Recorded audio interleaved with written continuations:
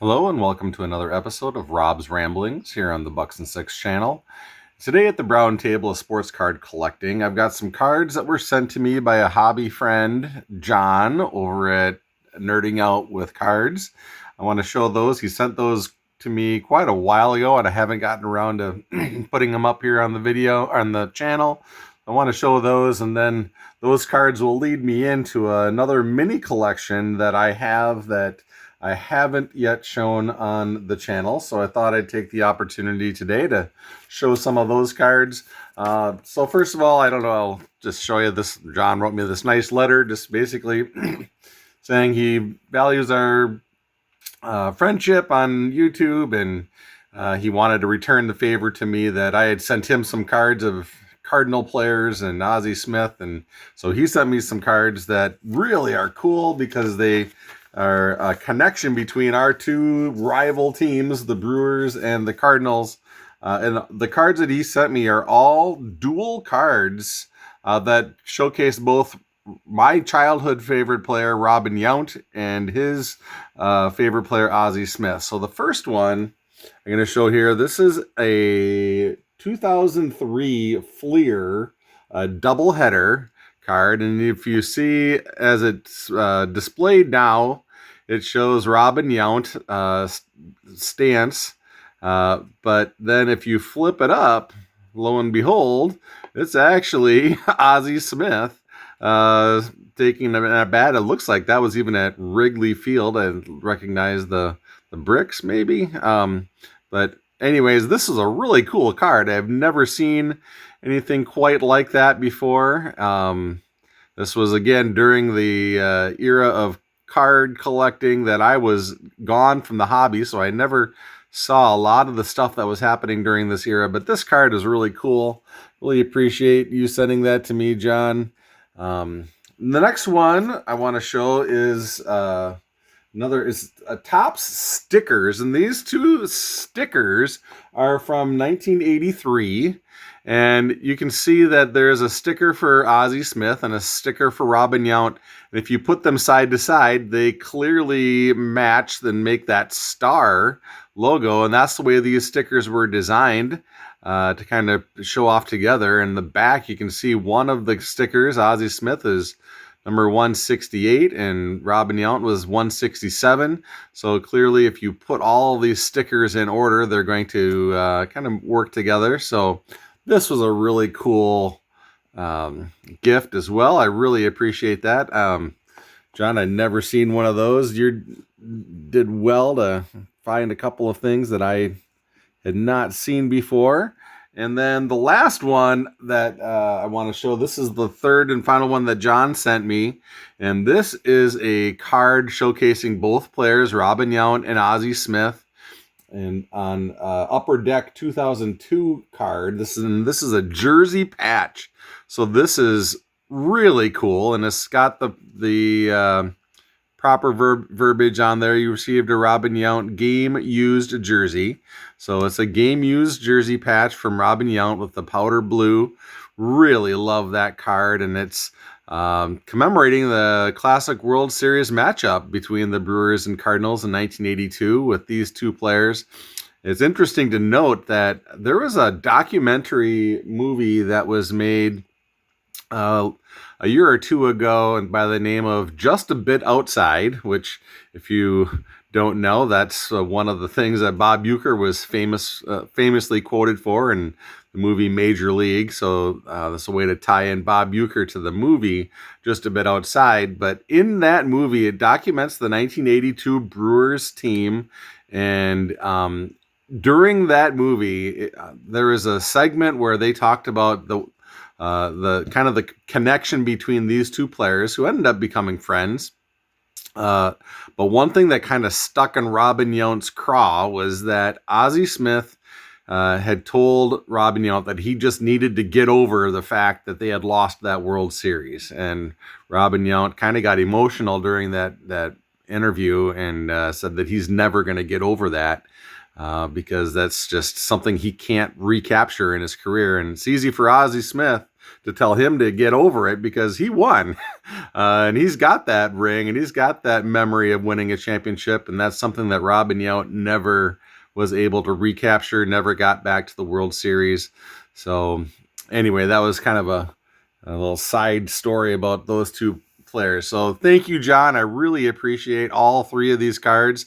Unlike the cards I sent you, which you already had many of them, I had never even seen these, much less owned these. So I really appreciate you sending those to me. Love them, and I'll be displaying them around the house in my Robin Yount displays. So appreciate that very much. So the next thing I want to move on to in this video is some Robin Yount cards. When I first got back into the hobby, maybe 5 years ago, 4 or 5 years ago, I was just coming in blind. I didn't know anything about the modern hobby, didn't even know about grading, and I learned real quickly a lot of things. And I still got a lot to learn, but one of the first things that I learned, obviously, back then was that grading is a big thing in the hobby. And PSA, I learned at the time, was the leading grading company, and that's where most people gravitated towards, was these PSA slabs. So that was my first thing I kind of gravitated towards because that was the first thing I learned. And Robin Yount being one of my favorite players of all time, I decided one of the first projects that I worked on as I re-entered the hobby is that I wanted to get PSA slabs of all of Robin Yount's flagship Topps cards. So I worked on that, and I got to a certain point, and then I realized I don't know that I really want to go any further. I've got 10 cards, his first 10 cards in the hobby, flagship Topps and PSA slabs. So that's what I'm going to show. I didn't go for 9s or 10s. Matter of fact, all of these cards I'm going to show are just 7s and 8s. That made them a little bit more affordable, and the cards still look great in my eyes. So these are obviously nothing that's earth-shattering. No one's going to be blown away by these cards, but I really love Robin Yount. His career was just amazing. He had two MVP trophies at 2 different positions, but because he played in Milwaukee, not a lot of people really appreciated how good he truly was. So I wanted to kind of showcase Robin Yount today. This first one I have, this is the 1984 Topps PSA 8 Robin Yount. I love the 84 design. I think I've mentioned that recently. I love all of the 84 company's designs. The 84 Donruss obviously is legendary, but the 84 Fleer is one of my favorites as well. And the 84 Topps is right up there. Now the next one, I actually kind of screwed up a little bit in my run. I don't really care that much, but I inadvertently had purchased an O-Pee-Chee version instead of the Topps version, and my run was going to be all Topps, but I got the O-Pee-Chee version, which looks the same as the Topps, except for, of course, it says O-Pee-Chee up here in the corner rather than Topps. But it's the same photograph, same design. And this is an off-center. That's what at the time, I didn't know what OC meant, but I bought it anyways, and that's what it means. You can clearly see it is off-center, left to right. I know a lot of people get kind of hung up on the off-center nature of cards, and to me, of course, would I prefer to have a centered copy? Yeah, but it doesn't bother me nearly as much as it bothers some other people, the off-centered stuff. So that's the 83 O-Pee-Chee, which is similar to the Topps. The next one is a big one for the collection. This is the 82. And this is a PSA 7, and this is the Topps version. This one is much better centered, and this is a big one because he won the MVP in 1982. Went to the World Series, as I've mentioned, so this is one of my favorite Robin Yount cards in my collection, and my son's card stands just don't hold these slabs very well. They're designed for raw cards, so I don't know, maybe I'll give up on getting these to stand up, but we'll keep plugging away and see if I can get them to work. Anyway, the next one, this is 1981. This is a PSA 8. Beautiful card. Again, this one is fairly well centered.